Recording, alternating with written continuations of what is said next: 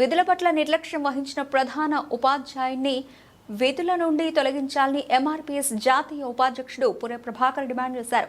కొల్చారం మండలం రాంపూరు పాఠశాలలో 1వ తరగతి నుండి 7వ తరగతి వరకు 60 మంది విద్యార్థులు చదువుకుంటున్నారు. 3 రోజుల నుండి వాటర్ ట్యాంకులో ఎలుక చనిపోయినప్పటి నుండి నీళ్లు మురికి వాసన వస్తున్నాయని పాఠశాల విద్యార్థులు ప్రధాన ఉపాధ్యాయునికి చెప్పినా పట్టించుకోలేదు.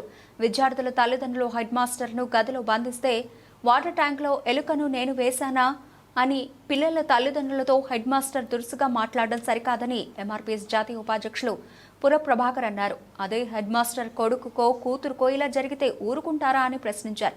కాబట్టి తక్షణమే హెడ్ మాస్టర్ వెంకటరమణను జిల్లా విద్యాశాఖ అధికారి కలెక్టర్ స్పందిస్తూ విధుల నుండి తొలగించాలని ఎంఆర్పీఎస్ తరఫున డిమాండ్ చేశారు. కార్యక్రమంలో ఎంఆర్పీఎస్ రాష్ట్ర నాయకులు సంజీవయ్య తదితరులు పాల్గొన్నారు. సస్పెండ్ చేయాలి.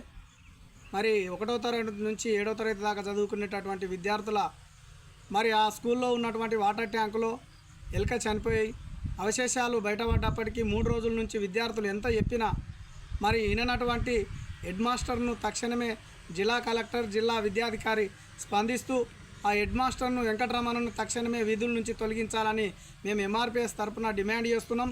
మరి పిల్లలు 3 రోజుల నుంచి కూడా చెప్పినప్పటికీ మరి వాళ్ళ పట్టించుకోకపోవడంతో పిల్లల పేరెంట్స్ వచ్చి మరి హెడ్ మాస్టర్ రూమ్లో బంధించి అడిగినప్పటికి కూడా ఆయన ఇష్టం ఉన్నట్టు మాట్లాడడం అది విడ్డూరం. మరి నేనేసిన ఎలుకలను అంటే నువ్వు చదువు చెప్పేటువంటి గురువు నువ్వు ఎలుకలను పట్టుకొని బతకాలి. మరి అలాంటివి అయితే చదువు చెప్పేటాయన అన్నటువంటి ఒక హెడ్ మాస్టర్ ఆ రకం మాట్లాడడము మరి విడ్డూరం అని మేము ఎంఆర్పీఎస్ తరఫున వ్యతిరేకిస్తున్నాం. ప్లస్ ఇంకోటి ఆయన బయట బిజినెస్లు చేసుకుంటా మరి చాలా పిల్లలను ఇబ్బందులకు గురి చేస్తున్నటువంటి వాస్తవమైన మాట.